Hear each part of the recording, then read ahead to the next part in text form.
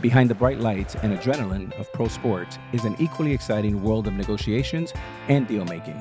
That's what we cover each week on our podcast, The Deal. I'm Alex Rodriguez, former baseball player turned business executive. And I'm Jason Kelly, chief correspondent for Bloomberg Originals. Over the next couple months, we'll hear from all-stars like Jay Williams. I want to be an owner one day. Billie Jean King. Learn the business. And so many more. Listen to The Deal on Spotify. My dad works in B2B marketing. He came by my school for career day and said he was a big ROAS man. Then he told everyone how much he loved calculating his return on ad spend. My friends still laugh at me to this day. Not everyone gets B2B, but with LinkedIn, you'll be able to reach people who do. Get a $100 credit on your next ad campaign. Go to linkedin.com/campaign to claim your credit. That's linkedin.com/campaign. Terms and conditions apply. LinkedIn, the place to be, to be.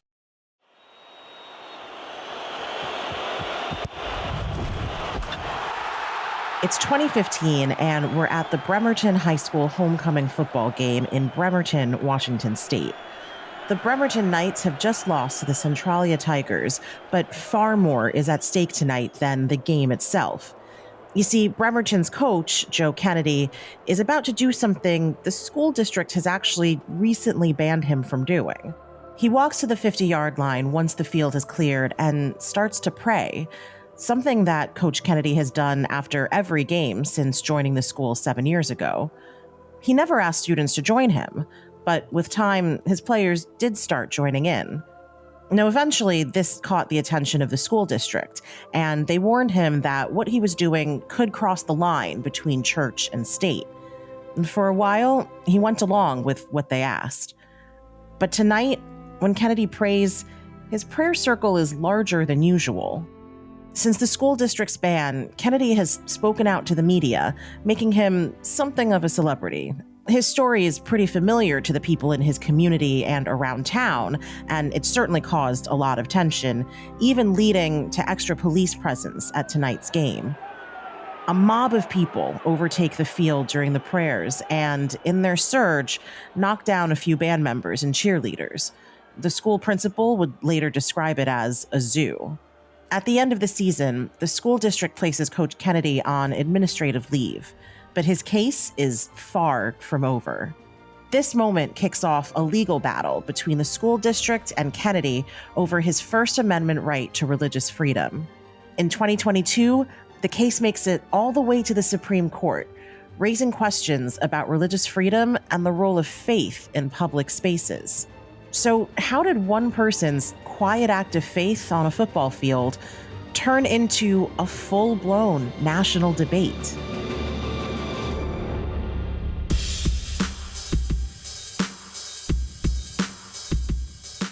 Hey everyone, it's Kavitha Davidson, and welcome back to another episode of Sportly. Today, we're diving into a topic that's not just a conversation in sports, but a debate in various social spheres across the country. The Supreme Court case we just mentioned is only one example of a much larger issue concerning the intersection of religion and sports. Now, the question isn't about whether athletes can have religious beliefs. Of course they can, and they do. But just how visible and public should those beliefs be? Religion and sports might feel like two totally separate worlds, but when you look closer, you'll see that they cross paths more often than you'd think. Stadiums can often feel like places of worship, with thousands of fans engaging in rituals and chants. The Yankee Stadium is colloquially known as the cathedral of baseball, and Sunday football, in place of church, almost has a sacred status for fans across America. In many ways, religion and sports share common ground. Christianity, for example, has deep roots in American sports culture, and it's practically woven into the very fabric of national identity. You know, we've already mentioned on-field prayers, but it also manifests in things like the singing of God Bless America during the seventh inning stretch. And people might not know this, but most teams employ a team chaplain, a role that's sometimes described as the team's quote-unquote character coach. And he's usually a local member of the clergy who provides spiritual guidance for players. Sports are meant to bring us together, to foster unity and shared purpose.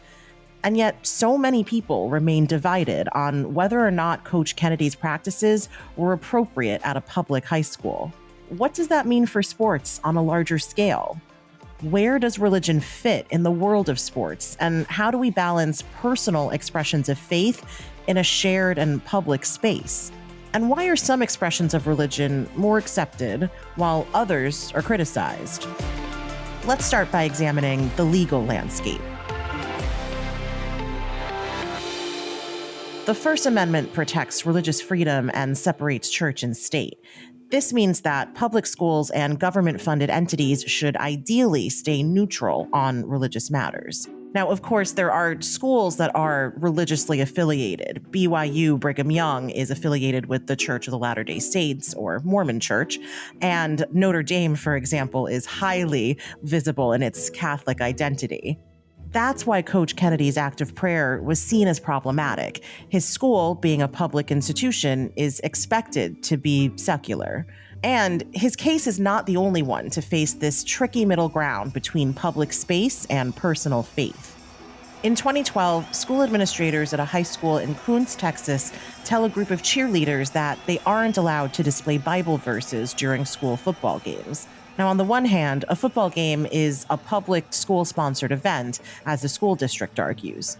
But on the other hand, the cheerleaders insist that their banners were not school-sponsored or initiated by teachers or administrators. The girls cite their First Amendment rights to free exercise of religion. The Texas courts end up siding with the cheerleaders. In 2015, a high school cross-country runner in Georgia is disqualified from a match for wearing a headband bearing a Bible verse, which violates uniform regulations. This prompts the Georgia General Assembly to introduce 2 new bills that essentially side with the students' right to religious freedoms, regardless of school uniform rules, soon signed into law. Sure, these are high schools and represent only a piece of American sports, but public spaces also include institutions that receive public funding, like professional sports teams whose stadiums are all, at least partly, subsidized.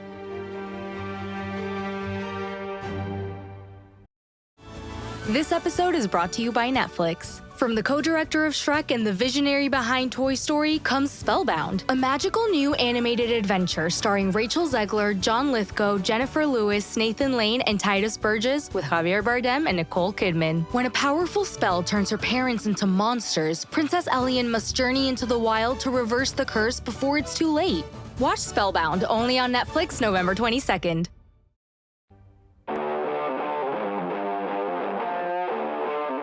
There are 2 NFL players who come to mind for me whose stories directly speak to the friction between public space and religious practice, and highlight the ways that the American public treats different religions. Me and my teammates today, that we go out there and we can honor you with everything we do and say, I love you in Jesus' name, amen. Tim Tebow is a former quarterback who made a name for himself in college, winning the Heisman Trophy and 2 national championships at Florida. He was drafted in the first round of the 2010 NFL Draft by the Denver Broncos and played for the Broncos and Jets during his 3-year pro career. He was also famously known as a very devout and outspoken Christian. Born to missionary parents, Tebow wore his religion on his sleeve, or really, literally, his face. As a college athlete, he would write Bible verses on his eye black. He stopped the practice when he entered the NFL, which prohibits any messages on eye black. And after he left college, the NCAA instituted a similar ban dubbed the Tim Tebow Rule. From high school throughout his NFL career, Tebow would kneel and pray on the field before and after games. And this pose became so iconic that it became known as Tebowing, as people started copying Tebow's prayer pose all over the place, in the middle of the street, in the park, and even underwater. Sports hero Tim Tebow comes to the aid of a stricken man who's suffering a seizure. Look at the famously devout Tebow lay his hand on the victim and offer a prayer. The virality of Tebowing, combined with Tebow's underdog victories, made him something of a cultural phenomenon for his, albeit brief, playing career. But in 2010, he caused some controversy by appearing in an ad produced by the conservative Christian group Focus on the Family that was set to air during the Super Bowl. Many pro-choice advocates, including Planned Parenthood, criticized the ad for what they said was anti-abortion messaging. They also noted that the NFL and its broadcasters had a long-standing practice of refusing to air advocacy ads and had over the years rejected ads from liberal organizations promoting things like reproductive rights and gay rights. So many felt that Tebow's ad got an unfair pass because it was couched in his Christian faith.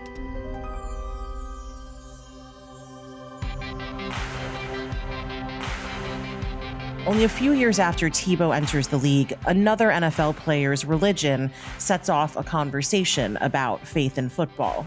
In 2008, safety Hussein Abdullah signs as an undrafted free agent with the Minnesota Vikings. A practicing Muslim, he takes the year off in 2012 to make his pilgrimage to Mecca with his brother Hamza, an NFL veteran himself. Upon returning, Hussein Abdullah signs with the Kansas City Chiefs. In September 2014, in a game against the Patriots, Abdullah intercepts a Tom Brady pass and returns it for a touchdown. After the touchdown, he slides to his knees and bows in prayer. The devout Muslim said a prayer, and it cost his team a 15-yard penalty. The refs flag him immediately due to an NFL rule that prohibits players from celebrating while on the ground. Abdullah receives a 15-yard unsportsmanlike conduct penalty. The internet quickly rallies to support Abdullah. Viewers recognize the seemingly double standard between Christian players like Tim Tebow kneeling to pray and Hussein Abdullah, a Muslim player doing essentially the same thing. The Council on American Islamic Relations, a Muslim rights and advocacy organization, asks that the NFL formally recognizes its mistake and clarifies its celebration policy when it comes to prayer. Abdullah himself even says after the game that he thought the penalty was for his knee slide and not the prayer itself. The NFL rectifies the mistake the very next day. The league states that Abdullah should not have been penalized because prayers are exempt from their celebration restrictions. Game. And now, as our Ryan Raish reports, the NFL is apologizing and religious groups are calling for change. As many articles speculate, there's a good chance that the referees simply didn't recognize Abdullah's actions as a prayer. Now, listen, a lot of fans think that the NFL celebration rules are kind of dumb anyway, but the refs do have to follow them, and it's certainly conceivable that they didn't recognize Abdullah's actions as an expression of his faith. But to me, this is a pretty stark reminder of how Christianity's cultural dominance in the States can blind us or make us ignorant to the religious practices of others. And if anything, these stories show us just how crucial American public opinion is. It was internet memes that made Tebowing an iconic part of Tim Tebow's football career. It was the fire from social media about Abdullah's penalty that prompted a swift response from the NFL. And remembering Coach Joe Kennedy, it was the general public that flooded the stadium of Bremerton High just to show their staunch support of his prayer on the field. So, how does America feel about religion's place in sports? So, you want to be a marketer. It's easy. You just have to score a ton of leads and figure out a way to turn them all into customers. Plus, manage a dozen channels, write a million blogs, and launch 100 campaigns all at once. When that's done, simply make your socials go viral and bring in record profits. No sweat. Okay, fine. It's a lot of sweat. But with HubSpot's AI-powered marketing tools, launching benchmark-breaking campaigns is easier than ever. Get started at HubSpot.com/marketers. Feel your max with Brooks Running and the all-new Ghost Max 2. They're the shoes you deserve, designed to streamline your stride and help protect your body. Treat yourself to feel-good landings on an ultra-high stack of super comfy nitrogen-infused cushion that takes the edge off every step, every day. The Brooks Ghost Max 2. You know, technically, they're a form of self-care. Brooks, let's run there. Head to brooksrunning.com to learn more. A 2022 Associated Press poll found that around 50% of Americans support athletes praying on the field, and 45% support athletes wearing visible religious symbols like crucifixes or the Star of David. but support dropped to 30% when it came to kneeling during the anthem, an ostensibly political expression. Unsurprisingly, these opinions tie into political views as much as they do constitutional rights. In the same AP poll, Democrats were more likely than Republicans to oppose coach or player-led prayers on the field. 67% of Democrat respondents expressed concern that public prayers might pressure non-Christian students to participate, and 65% worried that they would make non-Christian students feel less welcome in school sports. These responses came at a time when the role of religion in public schools was also a matter of public debate. The same poll found that Democrats and independents were more likely to oppose prayer in school. This underscores just how closely linked religion and politics are in America, and not just on the field.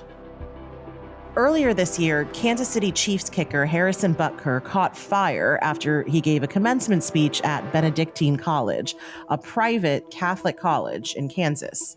His 20-minute speech in May included conservative stances on abortion rights, the LGBTQ+ community, diversity, equity, and inclusion practices, and women's roles in society. Some of you may go on to lead successful careers in the world, but I would venture to guess that the majority of you are most excited about your marriage and the children you will bring into this world.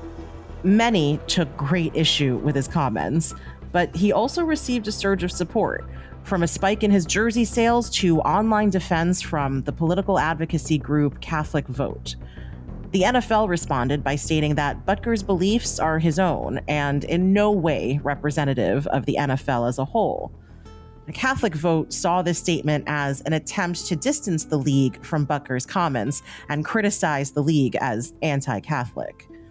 But others argue that the league was also somewhat supportive of Butker.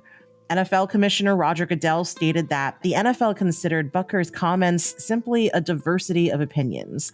And we can see just how stark of a difference this is from the NFL's response to Colin Kaepernick kneeling during the anthem. The San Francisco 49ers quarterback knelt during the national anthem at the Niners LA Rams game on Monday night. Colin Kaepernick was essentially blacklisted from the NFL, and for a while there, certain owners banned their players from kneeling.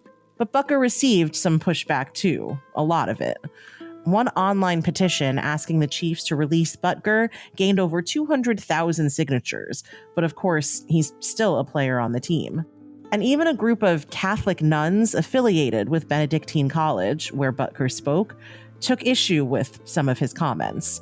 Now, Butker himself is Catholic, and he relates many of his views back to his religious beliefs.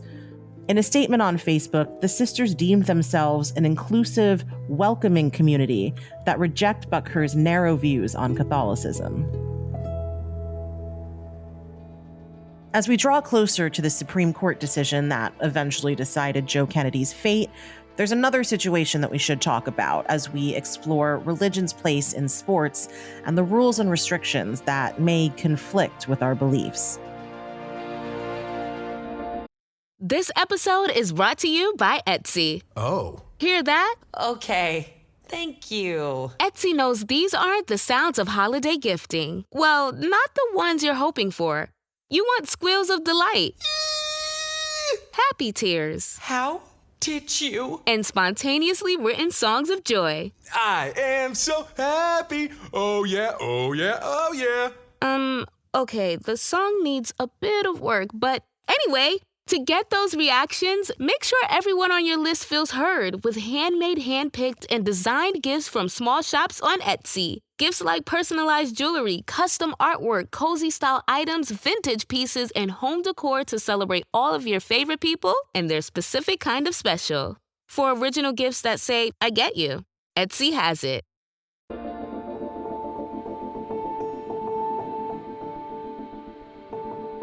It's 2016 at the Sugarburt Boxing National Championships in Kissimmee, Florida. Amaya Zafar, a 16-year-old amateur boxer from Minnesota, is preparing for her match. Amaya started her boxing journey only 2 years prior, after a joke with her father that turned into a very real thing. And since then, she's just fallen in love with the sport. But Amaya stands out a bit more than the other girls in the ring. As a practicing Muslim American, Amaya is wearing a sports hijab, and beneath her required jersey and boxing trunks, she wears long undergarments that cover everything but her hands. Despite having traveled all the way to Florida just for this moment, USA Boxing disqualifies Amaya before she ever enters the ring. Why? Officials have ruled her hijab a violation of uniform regulations. But for Amaya, her garments are non-negotiables. And with that, she doesn't compete, and her opponent wins by default. I'm not allowed to fight with my hijab because in the rule book it says you can only fight with the sanctioned uniform, which is the trunks and the jersey. So what's the deal with uniform regulations? As long as they don't impede an athlete's movements or risk snagging on something, why are her hijab and undergarments grounds for completely disqualifying her from the match altogether? At the time, USA Boxing Executive Director Mark Martino states that uniform violations are a safety concern in boxing. He says that covered arms and legs could hide pre-existing injuries, or injuries during a match that the referees won't be able to see. But in response, many, including Amaya's coach, push back. Doctors examine fighters before they enter the ring, and critical injuries during a fight, like a broken bone or severe bleeding, would still probably be visible despite bodily coverings. Amaya goes home without competing that day, but her fight for religious garments in the ring is far from over. I love boxing, but I love my religion, and I want to be able to do both without compromising another. From that moment forward, she begins publicly speaking out about the issue and working alongside civil rights groups to repeal this ban on head coverings and additional clothing. In the end, her hard work actually pays off, and USA Boxing decides to lift their hijab ban in 2017. But head coverings are still banned by the International Boxing Association, which presents huge roadblocks for Amaya, who had dreamed of eventually boxing in the Olympics. The IBA doesn't lift its ban until 2019.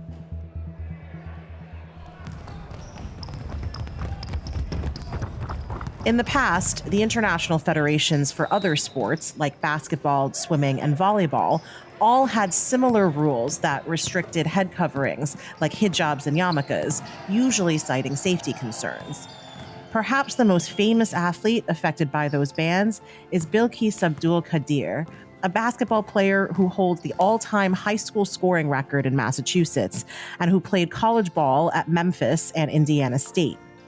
She was the first NCAA Division I athlete to play basketball in a hijab and was poised to play professionally overseas after graduating. But FIBA, the international governing body for basketball, had a hijab ban at the time, prompting Abdul Qadir to start a campaign, Muslim Girls Hoop Too, to lift the ban and to raise awareness for Muslim women in sports. Eventually, FIBA did lift its ban in 2017. And that same year, thanks in parts to the efforts of hijabi athletes like Abdul Qadir and Olympic fencer Ibtihaj Muhammad, Nike debuted its Nike Pro Hijab, a lightweight, breathable head covering for Muslim women athletes.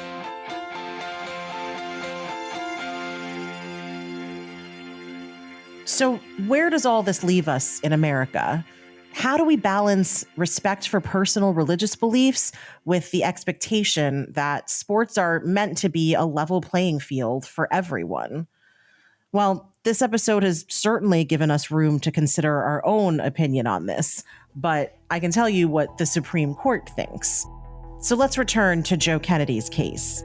During Kennedy's trials, attorneys representing the school district argue that his display as a public school coach is a school endorsement of his religion, which violates the separation of church and state. On the other hand, Kennedy's attorneys argued that the district violated Kennedy's rights to freely express his religion. It takes 7 years until we reach a final decision. And in 2022, the Supreme Court decides that because there was no evidence that Kennedy coerced his students into praying and that the school district had no right to ban his prayers, the restrictions were hostile towards religion and violated Kennedy's freedom of expression. And with that, Kennedy rejoined Bremerton High School. he coached one last game that season, where, as promised, he walked to the 50-yard line to pray after the game ended in a Bremerton victory. And this time, as outlets report, no players joined him. And after that game, Coach Kennedy resigned from his position, despite a 7-year-long fight to return. He said he had to care for a sick family member, and beyond that, wanted to continue advocating for, quote, constitutional freedom and religious liberty by working from outside the school system. Now, not everybody on the Supreme Court presiding over Joe Kennedy's case agreed with the majority decision. The 3 dissenting judges, including Justice Sonia Sotomayor, wrote that the coach's prayers were not private affairs and were inappropriate in a public school setting where he's a government employee. And that, in fact, the majority ruling could actually have a detrimental effect on individual religious freedom. You see, it elevates one individual's interest in personal religious exercise over society's interest in protecting the separation between church and state, eroding the protections for religious liberty for all. As Justice Sotomayor wrote, the court sets us further down a perilous path in forcing states to entangle themselves with religion, with all our rights hanging in the balance. As much as the court protests otherwise, today's decision is no victory for religious liberty. As we've seen, the conversation around religion in sports is not one size fits all. From head coverings to prayer, expressions of faith in today's sports scene are far from private. Even if we wanted them to be, sports are so visible and religious beliefs can be so strong that it can feel almost impossible to separate the two, at least not without someone feeling like they're sacrificing themselves or their rights. But we have to be cognizant of protecting everyone's right to religious expression and the various ways sports can both foster unity and sow division. And these dualities, especially on this topic, can exist whether we're on the field, in the classroom, in a court of law, or at home, catching a game on TV.